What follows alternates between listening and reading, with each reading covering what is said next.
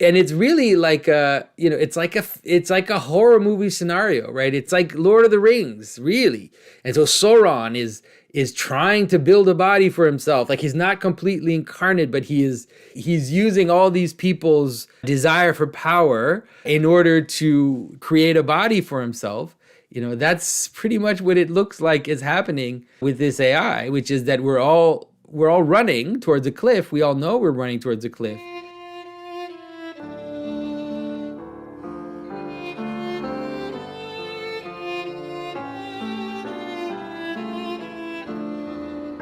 This is Jonathan Pedro.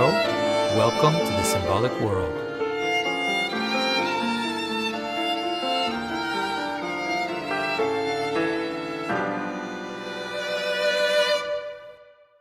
It's interesting because often I talk about things, and I talk to you guys about certain subjects, but then when they come in the news, it's as if I don't really feel like talking about it anymore.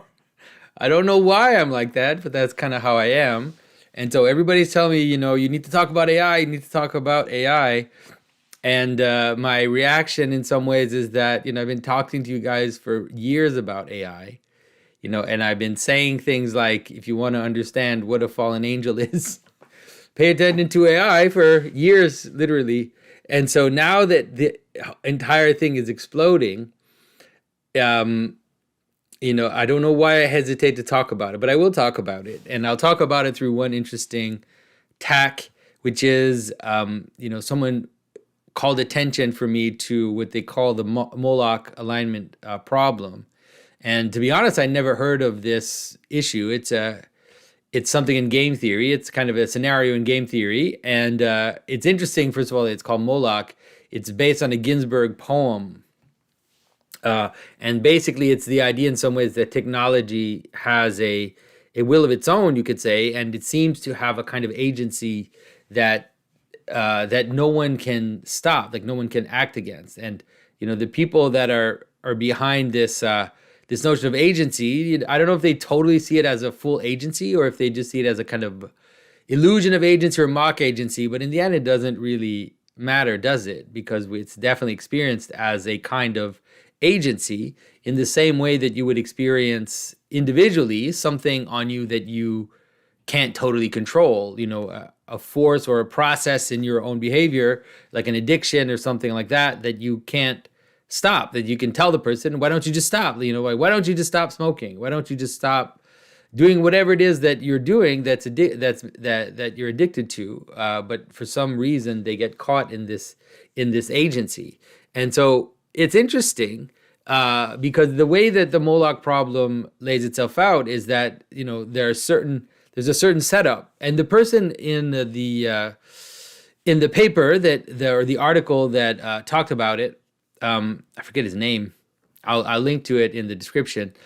He uses the arms race as an example of this, which I've used. When I talked about basically the Book of Enoch, my video in the Book of Enoch, I talk about the idea that the arms race is a good example of noticing agency in the world, transpersonal agency that you can't stop, right? That it's like you can, why don't we all just stop this? And it's like, okay, why don't you do that? It just doesn't work that way. And so this is, of course, what's happening with AI. And so what's happening is that people are in a kind of arms race where they can't stop the process, in that everybody knows that by making it happen, they're making the situation worse in terms of, let's say, humanity. But they also know that whoever doesn't do it will be in the worst position of all the others.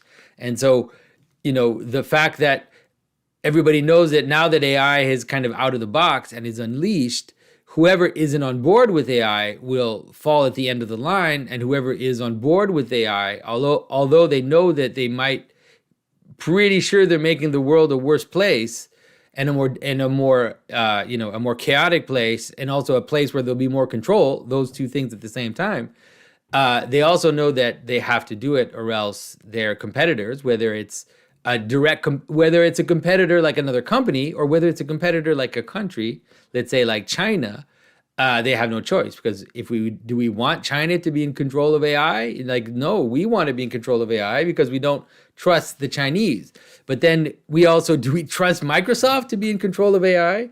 And so it's been very fascinating to see the recent developments. Most of you will probably have seen the interview that Elon Musk did with Tucker Carlson, where he straight up said that the head of Google, knew that he was wanting to create a god. And when Elon Musk objected too much, the head of Google said that he was speciesist. And, it's very interesting to see that. It's so fascinating to notice that, where the move, we're seeing it almost clearly, right? Where it is that the desire to grab power leads to.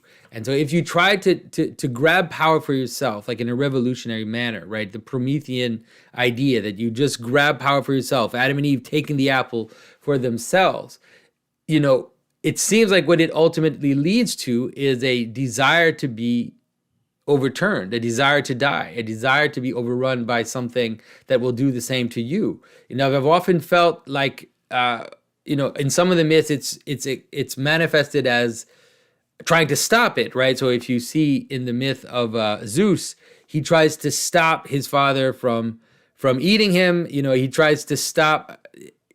No, it's not Zeus. Sorry, it's Kronos. He kills his father, so then he eats his children, and to stop them from coming up against him. And in some ways, Zeus does the same. You see, he does the same with Prometheus, right? Prometheus tries to take the fire. He ties him to a wall and has a eagle eat his liver every day. But it seems like there's an even more perverse part, which is almost a desire to be upended, a desire to die. It's like a death desire. I don't know how else to describe it. And so that's very fascinating to watch with the question of AI. But this idea that the agency that people are noticing in terms of not just the AI, but the way that AI is acting on us in a larger scale. That is, the agency of AI is not just the agency of the AI itself, it's the manner in which it's acting on us. And the fact that it is in some ways working to its own birth, right? Let's say, and it's really like it's like a horror movie scenario, right? It's like Lord of the Rings, really. And so Sauron is trying to build a body for himself. Like, he's not completely incarnate, but he's using all these people's desire for power in order to create a body for himself. That's pretty much what it looks like is happening with this AI, which is that we're all running towards a cliff. We all know we're running towards a cliff. But in some ways, it's almost like as if we're pushing others towards the cliff. And we know that unless we push, someone else will push us over the cliff. So we think we might as well push everybody else over the cliff so we're the last ones to fall. But that seems like that's what's happening. But it's interesting to notice that the image of a demon is used to, the image of Moloch, to whom the children were sacrificed, is used to image that. And I think that that's not a coincidence, because ultimately what we're seeing is agency. And so that's important to understand, is that the agency of AI, we try to limit it to the AI itself and ask ourselves, does it have consciousness? Does it have agency? All of that, et cetera, et cetera. But there's a way on which AI has agency over us, which is outside of the software, right? It's outside of the program. It's the very way in which we're developing AI, which is showing that it's manifesting a principality, because its power is not limited by the software. It's not limited by OpenAI or ChatGPT or any of the other people competing. It is literally acting on us from beyond that. And the very way in which we're building its body is part of its agency over us. And so I think that at that point, it's very difficult to not see it as different types of agency. And then, of course, in the AI itself, this kind of movement towards it becoming a type of agency on us, that also seems to be inevitable. But I also really do believe that there's a way in which it's not agency. It's not the AI again that has the agency. It's something beyond it. It's something that is manipulating it. And I think that that's the most important. Most of the types of AI that are succeeding right now, they're not strict AIs. They're something we could call them like hybrid AIs, where, like we talked about with Dr. Paula Boddington, what they're doing is that actually they're farming intelligence. So the AI doesn't have intelligence. The AI is power, right? The AI is very much, it's the best way to understand it. It's power.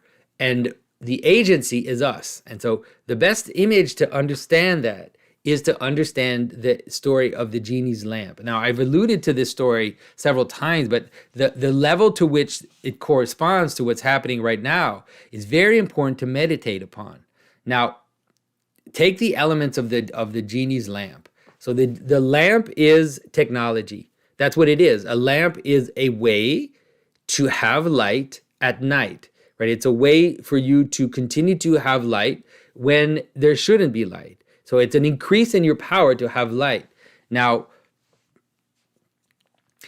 the interesting thing about the lamp in particular, it doesn't have to be. Sometimes it's a bottle, sometimes it's a ring, sometimes it's all kinds of technical objects that increase your power. But the lamp is particular because it's light. And so in some ways, it is closer to what AI is doing. That is, it is an artificial way to perceive the world. It is an artificial light. It's a frame of vision. It's something which is projecting light on surfaces that is artificial. And so we see it framed. We're starting to see with the frame of technology. And so it's much closer to what AI is. Now, but what the AI really, what the genie offers is simply power. It's simply increase in power. And what it needs is a reason. It needs a purpose. It needs a wish. It needs direction.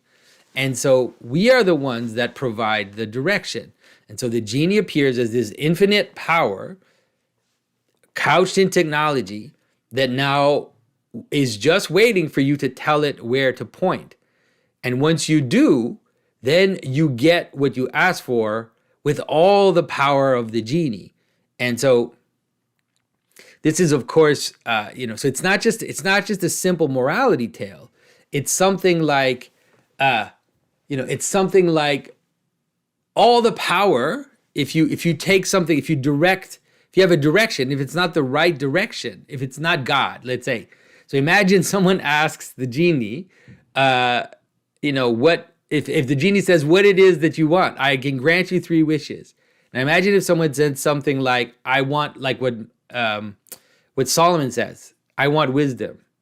I want to love others. I want true knowledge, right? And not in the sense of artificial, but let's say knowledge of the good, let's say something like that. That would be very different. Now, all of a sudden, there would be fewer ways that the answer of the genie could go wrong. The problem is that we ask for secondary goods, and all those secondary goods have side effects. And so if we become hyper efficient and we increase the power to do anything by 1,000,000, then all the side effects of that will appear inevitably because you're putting all the power towards something which is secondary. And so it's an image of sin itself, right? It's an image of pride itself. It's an image of all these things. And so that is, of course, the difficulty with AI, is that it is now going to offer almost near infinite power being directed in any kind of direction, in any direction we wish. And so what that will bring is, of course, a kind of chaos, which will lead to an authoritarian answer, right? That seems to be how this is going to end. And if you follow Mathieu on Twitter, if you don't, you should, because he's basically going scorched earth on us. So be attentive, because he's gonna say things that are gonna be more and more mysterious, but more and more important to understand. He retweeted a video of someone using some video game to make a point about AI, which is that what AI will do is lead to centralized control. And that is almost inevitable because of the infinite power and chaos that it's unleashing. And so if you go, I started following what's his name, Sam Altman, the head of OpenAI on Twitter. And I went to his Twitter page and I noticed that he is advocating for centralized digital ID. And at first I was like, why is he pushing for digital ID? You know, what does that have to do with OpenAI? And then I realized very quickly that it has very much to do with AI, because the situation we're in is that within a few months, you'll get a phone call and you'll have no way to know if it's the right person calling you. You'll see a picture. You won't know if it's real. We'll have no way to discern what is truth and what is fiction. And so the only way to do that will be to give absolute power to a centralized authority to basically manage identity, so that we at least know what is real and what isn't real. And so all this push, right, towards censorship, towards fact checking, all this stuff that's been going on, that's been buzzing around in the internet, was just a prelude for what's coming. Because, you know, what's coming is really exactly the problem of not even knowing if the picture you're seeing is something that happened. And that's coming super fast. Now, what are we going to do about that? We're going to call. We're going to ask for our governments. We're going to plead for our governments to please come in and prevent this chaos. And in doing that, we will be inviting all the other censorship as well, because all this stuff is going in the same direction. And so there'll be a necessary ideological aspect to the movement towards digital ID, because those that will be in charge of it are already like that. They're already in terms of digital ID. I just saw an ad today from the Quebec government, where there's a police officer dressed in pink, which already tells you a lot of what's going on. There's a guy that comes up to her and he has something covering his face, and it's like a profile, and it's a snake or something. And then she says, "Oh, you're dressing up as a snake to be intimidating, are you? Like, you're trying to intimidate everybody as you're dressed up as a snake." And the guy says, "Yeah, like what's that to you?" And so the pink police officer removes the profile to show his real identity and says, "Oh, you're not so tough anymore, are you? Once we revealed your real identity." And it's like, yeah, that's where we're going. That's inevitable. And, yeah, and I don't see a way out of it. I don't see a way out of it, because people will take advantage of the AI to create way more chaos. And so, I mean, right? The question is almost becoming like, when do we run into the woods, right? Like, when do we completely disconnect from this? I don't think it's yet, but there might come a time where there'll be no choice, because all the alternatives will be moving towards a kind of madness of control, or like a chaos. So anyway, sorry, I don't want to end on a very dire note, but I just want to say that, the stuff that if you watch my video, the ones on the Book of Enoch, the ones on the Mark of Cain, all these videos about technology and about Cain, you'll find clues in there to kind of help you understand the situation of what is happening now and what's coming in the future. So thanks everyone for your support. I hope you enjoy the new website. I've been really excited to see it flourish and to see it kind of come together.